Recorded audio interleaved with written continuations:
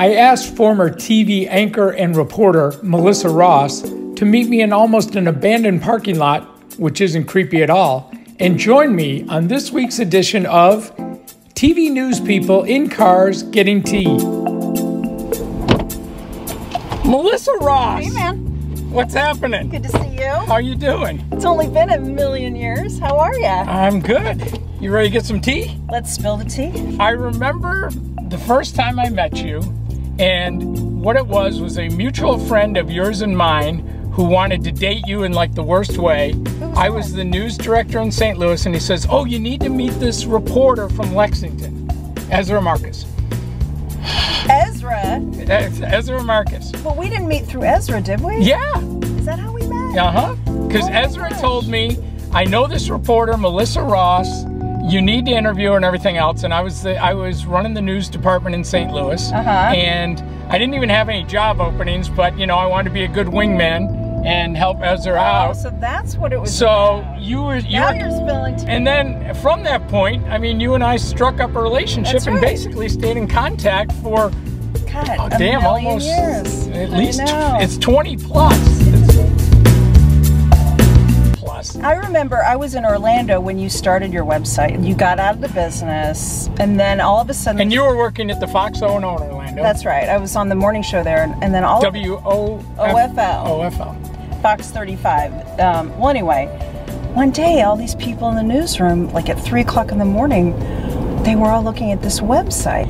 And I looked at the bottom, and I saw your name at the bottom of the website. I'm like, I know Scott. Like, I know Scott Jones really well. And so... And you thought, well, this is perfect for him. I did. I couldn't think of a better person to do this than you. So you are now working for a radio station here in Jacksonville. Right. Radio and TV station, yeah. Radio and TV station, PBS, right? NPR, yeah. NPR.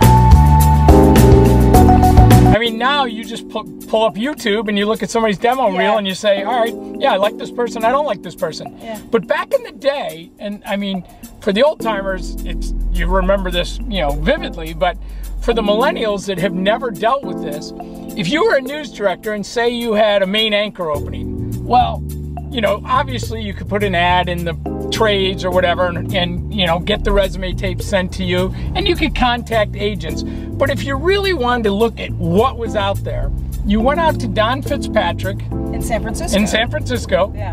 And Liz Hart worked for Don Fitzpatrick, and they'd put you in this little room with a 3/4 inch machine, and you could ask for, you'd say, I want to order me up a Latino female. Exactly. Yeah. You could say, I want to see a white male anchor in market 50 to 40, 35 years old or and older, and they'd bring you a stack of tapes.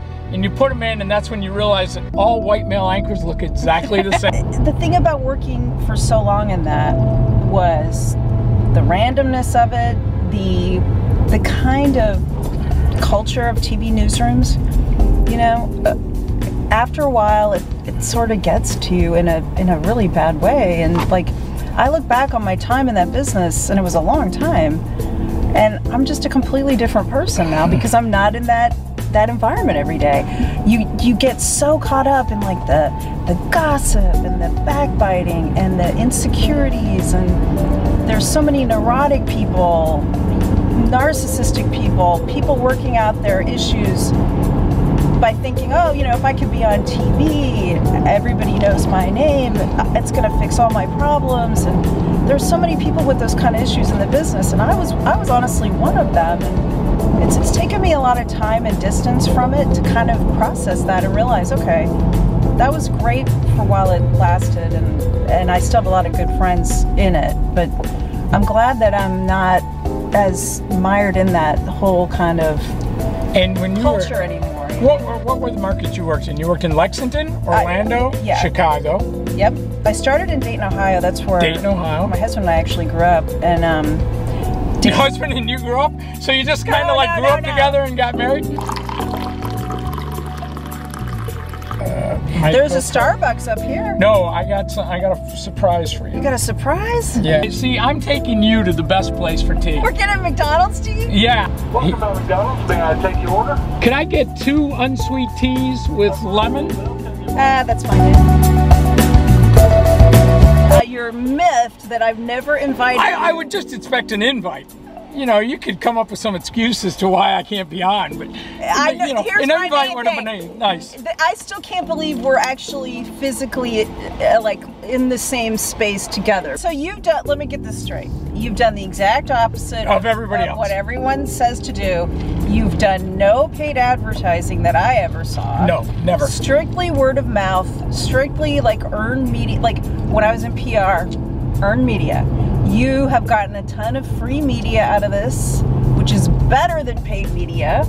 And you honestly did that without even like really trying. Like it just kind of happened for you. Yeah, but you know, I mean, it is a long process, and it is funny because people like everybody, you know, everybody reads you and everything. And I always joke that it took me 15 years to become an overnight sensation.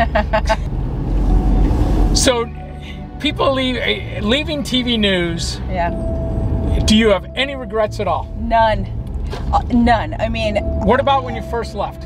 When I first left, it felt like almost like a death. Because it's like I was getting back to what I was saying earlier. When you're in that world and you're in that little bubble, that little universe of people that do that, you honestly think it's the most important thing in the world. You can't imagine not doing it. It's your whole identity. And your identity isn't healthy. You're not healthy.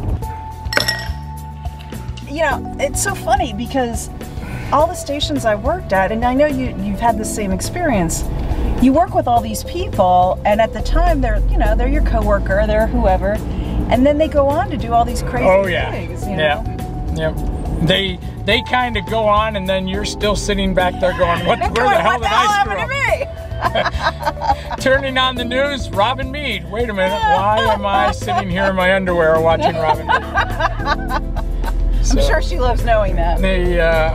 Only because I text her a picture every day as I do it. Me too, time's up. Well, Melissa, it was great talking to you. As I said, you know, we've first time we've seen each other in 12 years, so let's set our clocks for 12 years from now and do this all again. In the year 20... How's your math? 32. Come on. You're a Northwestern girl. You should be able to do that like that. Yeah, that's pretty embarrassing. Well, it's great talking to you. Love you. Thank you. Bye.